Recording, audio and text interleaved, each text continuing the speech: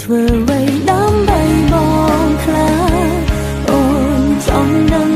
ណាប្រាប់ផងការចាក់ចេញនោះបងរៀនអូនរៀនចេះក្រោយបាត់បង់ស្នួនគ្មានបងនឹងខ្លួនថាឈឺចាប់ប៉ុណ្ណា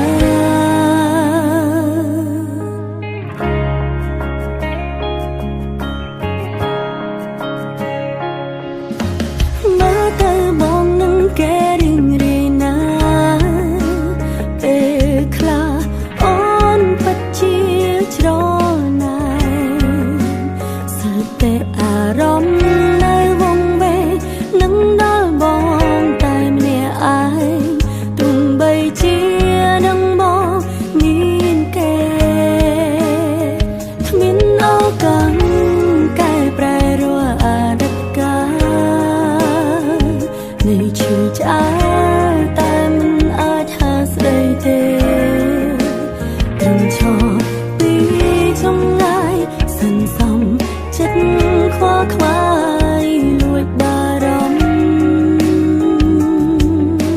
ភតើអូនអាចធ្វើអ្វីដើម្បីប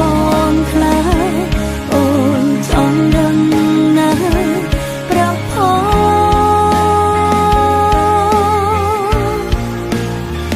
ចាក់ចេញនោះបងរៀនអូនរៀនចេះក្រោយបាត់បង់ស្នួនគ្មានបងនឹងខ្លួនថាឈឺចាប់ប៉ុណ្ណាតើអូនអាចធ្វើអ្វីដើម្បីបងខ្លាចអូនចង់ដឹងណាប្រាប់ផងការចាក់ចេញនោះបងរៀនអូនរៀនចេះក្រោយបាត់បង់ស្នួនគ្មានបងនឹងខ្លួនថាឈឺចាប់